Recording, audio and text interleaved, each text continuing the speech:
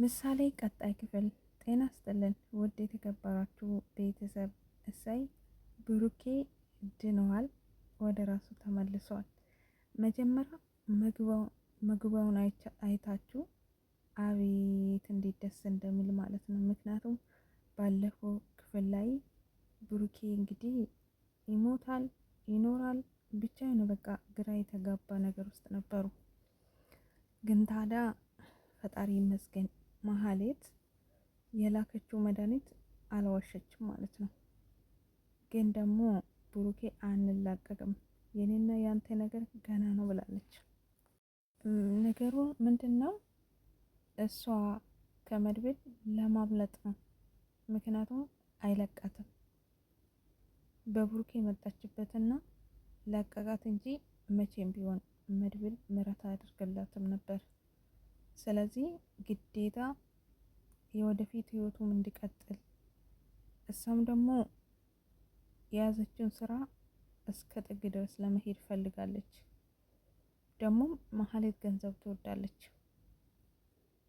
ስለዚህ ካሌብ ስልካት ይሄን ስራ ከሰራሽ ገንዘቡን ይሰጥሻል ብሏታል።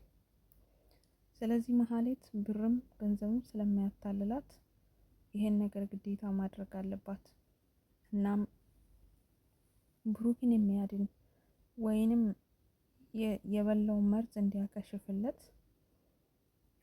መድኃኒት እኔ ያውቃለሁ፣ እሱን ሰጥሃለሁ፣ አንተም እኔን ልቀቀኝ በማለት እንግዲህ መድብልም ከዋሸሽ የመጨረሻ ነው በማለት ጥንቃቄ ሰጥቷት ለቋታል። እሷም በቀጠሮ መሰረት መድኃኒቱ ሰጥታለች። መድኃኒቱም እንግዲህ አሰጣጡ እንዴት እንደሆነ እንዴት መሰጠት እንዳለበት መድብል እያንዳንዱ ተከታትሎ ብሩክም ቅድስትም አልተስማማችም ነበር። ምክንያቱም ማህሌትን አላምናትም፣ የመጨረሻ ብትገለውስ በማለት ፈርታ ነበር። ነገር ግን ብሩኬ ወስዳለሁኝ ችግር የለውም በማለት ከቅድስት ጋር ተስማምቶ አዳራቸውን አድረው እንግዲህ በንጋታ ብሩክን መድኃኒቱን ወሰደና አሁን ያለበት ደረጃ ላይ ደርሰዋል ማለት ነው። ምክንያቱም ብሩክ ያሳዝን ነበር። እዛ ታሞ ወንበር ላይ ቁጭ ብለው አይናገር አይጋገር፣ ቅድስት ተጨንቃ ልትሞት ነበር። መድብል ራሱ ወንድሜ ላይ እኔ ነኝ ስህተት ሰርቼ ወንድሜ እንደዚህ ያደረኩት በማለት ራሱን ወቅስ ነበር። ስለዚህ በሰርጌ ቀን ይወጋውለት የተዘጋጀውለት ሰርጌን ደስታዬን አበላሸችብኝ በማለት በጣም እያዘነች ነበር። አልፎ ተርፎ መውለድ የሚችል አይመስለኝም ብሩክ እያለች ነበር። አሁን ግን ይሄው ነገር አለፈና እንግዲህ ብሩክ ድነዋል። እየተጫወቱ እየተራራጡ እየተላፉ እየተቃለዱ ቤቱ በሙሉ ደስታ በደስታ ሆኗል። እናም ታዲያ አለም አታስቅም? አለምዬ እኮ በቃ ቀበጥ ናት። በዛ ላይ ደግሞ ቶሎ ትናደዳለች። እሷና መድብል አይጥና ድመት ናቸው። እናም ከምሳሌ ጋር እንደምንም ነበር የተቀራረበችው። ምክንያቱም ቶሎ ስለምታኮርፍ ቀበጥ ነገር ስለሆነች። ወደ ማህሌት ስንመለስ ማህሌት አሁንም ዳጣን አልተዋቻትም። ዳጣ ትህትናን እንድታሳያት ገንዘብ እስከ 3 ከፍልሻለሁ ብዬ ባታለላት ገንዘብ እኮ ገደል ይከታል። ስለዚህ ብሩን ስለምትፈልግ ስራዬን ትሰራልኛለች በማለት አሁንም ዳጣን ተከታትላ በምትሄድበት መንገድ ሁሉ እየጠበቀች ትከታተላታለች። በስተመጨረሻም በጨለማ ዳጣን ጠብቃ አናግሪኝ፣ አውሪኝ፣ ስራችን ጨርስ በማለት አናግራታለች።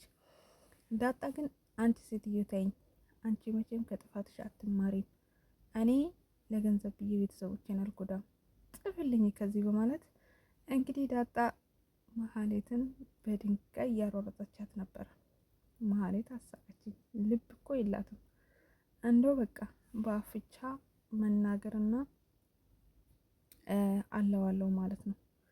እናም ዳጣ በድንጋይ የተወሰነ መንገድ አሯሯጣ ካበቃች በኋላ በሩጫ ወደ መድብል ቤት ሄዳለች። ወደዛ ስትይ ብሩኬና ቅድስቴ ቤቱ ፏ ብትናድርጎ እየጨፈሩ ነው። አለምና መድብልም እየተከታተሉ ነው ፕሮግራማቸውን ምሳሌን ጨምረው። እናም ፊቷን ኮስቶር አድርጋ ስትገባ መድብል ዳጣ ምን ሆነሽ ነው? ምን ያጋጠመሽ? ቀስ ብለሽ ነግረኝ፣ የሰውን ደስታ ሳታበላሽ በማለት ጠይቋታል። እሷም መሀሌት መንገድ ላይ እንደጠበቀቻት እና በድንጋይ እንዳራወጣቻት ነገረችው። እሱም ዛሬ አይዞሽ፣ ፈገግ በይ፣ ሳቅ በይ፣ የእነሱን ደስታ እናበላሽም፣ ነገ እኔ እሰራለታለሁ በማለት እየፎከረ ካሌብ ደውሏል። መድብል ዳጠናት ደንግጬ እያላት ካሌብ ደውሏል ብሎ በአንድ ፊቱ ተለዋወጠ። ውድ ቤተሰቦቼ እንግዲህ እነ ብሩኬና ቅድስት ደስ ስላላቸው ደስ ብሎናል። አሁንም ወደፊትም ደግሞ እንግዲህ የሁለተኛ ደስታቸውን ልጅ ወልዶ ከብዶ ደግሞ ደስታቸውን ምናይ ያደርገን። ቢያንስ የመድብል ቤተሰብ ወይንም የብሩክ ቤተሰብ ስቃይና መከራ ቢበቃቸው ጥሩ ነው። መልካም ቆይታ